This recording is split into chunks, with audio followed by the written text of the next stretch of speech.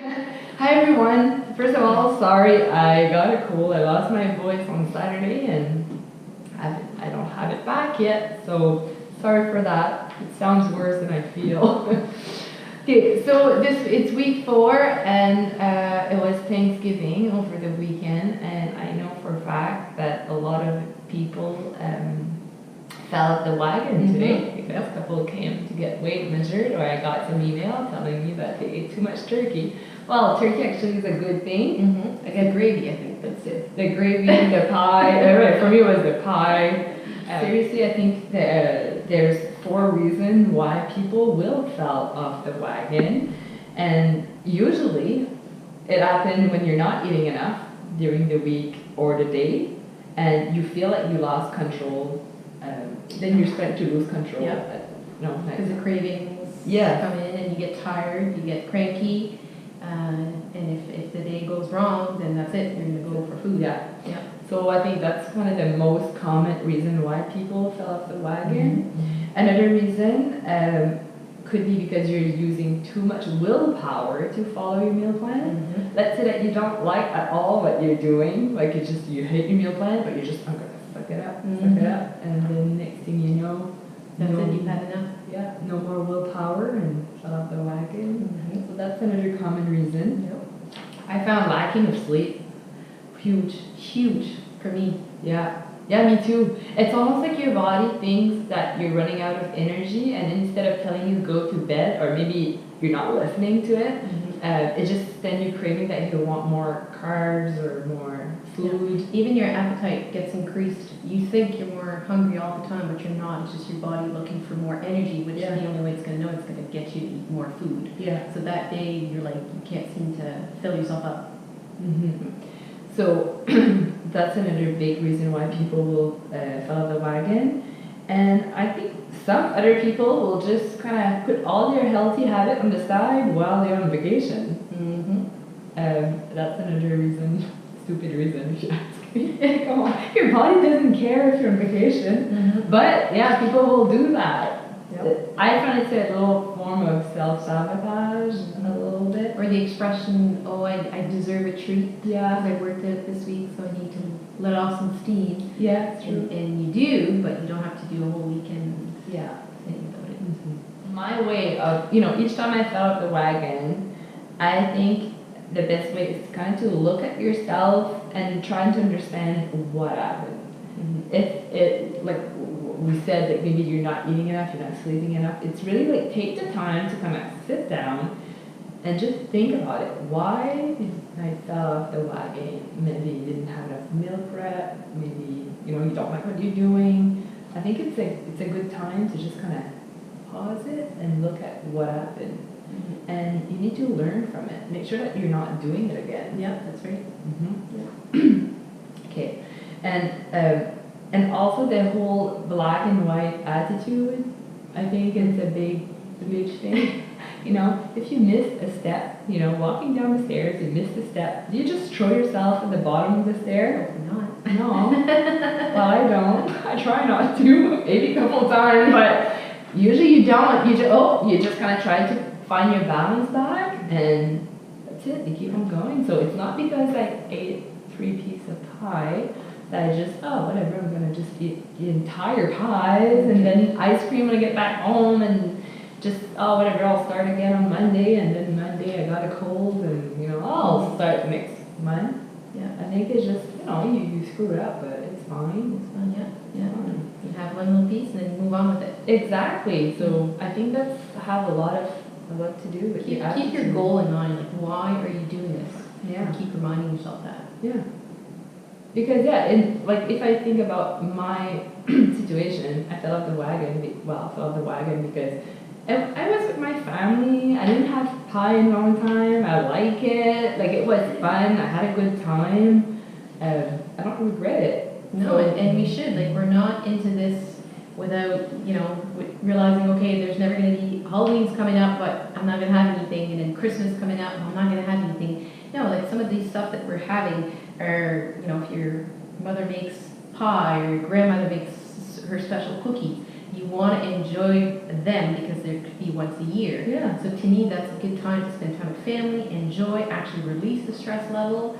And then next day when you wake up, just go back to your original plan and bounce back from it. And don't feel bad about it. Like it's the negative that we associate sometimes with certain food. It doesn't have to. And the next day, as long as you keep going back to your normal plan of eating or get on, do a workout, burn off some extra calories. Because there's a certain effect to when you're stressed eating something, you feel guilty, you haven't swallowed it, and you're already like guilty. Yeah. Like that's not good for your body. It's just an extra stress that you don't need at this point. So just make sure that when you have a treat, it's worth it, you like it, it's enjoyable, Good company. Yeah, Make like- a night out of it. Yes, exactly. So I think that's really healthy and good for you. And we have a percentage, like in the meal plan we said it, like there's room for that 20% treat, just limit the damage. Yeah. Explain to people what happened, and I see that all the time. People will go, had a couple of pies or whatever, slice of pizza, then the next day you wake up, you're like 6 pounds heavier. I see that all the time. Oh my God, I gained 6 pounds. Explain why your body gained 6 pounds overnight and why it's not possible to be 100% fat. Well, usually when there's an indulgence, there's usually a lot of salt. So sodium will make you make water retention, so water gain, I guess. And the other part is it's impossible to gain or to eat, because it takes about 3,500 calories to gain a pound or to lose one. So unless you've had that much in one meal, which is very hard to do, then maybe you've gained 1 pound. 1 pound, That's not the most physically possible way to do it. So the best thing to do is the next day, just please don't weigh yourself. Yeah. Just don't wait 3 or 4 days. Yeah. Go and sweat it out, and I promise you'll be probably 2 or 3 pounds lighter already on the scale just because you sweat. And keep drinking more water, that'll help flush it out. Yeah. But it's physically impossible for your fat cells to reduce that fast. So it's not 6 pounds of fat. And therefore, when you scale, body fat testing is awesome. I wanted to mention that a lot of people will not eat the entire day before their event, and then you get there and first of all you just can't stop eating and booze get in faster and you just get sick. And yeah, seriously, if you know that you have a big event, actually you should have a really big healthy meal just before going, so you're not indulging as much. Yeah, and drink lots of water that day. And again, don't skip the gym. To me, that's my kind of go-to. Is I make sure I get the gym in, or I clean my car, clean the house, something, and drink lots of water. And even before going in, and I always make sure I have a glass of water at the event all the time with me. You need to start understanding that your results are not one-time deal. They're the average of whatever you're doing. Yeah. So it's not one fell off the wagon that ruined your life. Yeah, actually, I would have to say it's probably when you fill off the wagon that you'll get to know yourself more. Yes. I think it's part of your success. It's inevitable. So you're gonna have 1, probably 2, maybe 3 in 12 weeks. That'd be normal. Yeah, that'd be totally normal. But like I said, and I found a journal would be good for that. Just kind of take the time to sit down, write what happened and how you felt when that happened. So sometimes, maybe you were tired. I was tired. I just ate cookies and never stopped. Well, you were tired. What could you do for that? What led to the binge, basically. So be your own detective and get to know yourself. So that way you can maybe catch yourself beforehand when you see those coming your way. Yeah. What makes it so that this happens all the time under different aspects? Because that'll kind of make you see what's going on.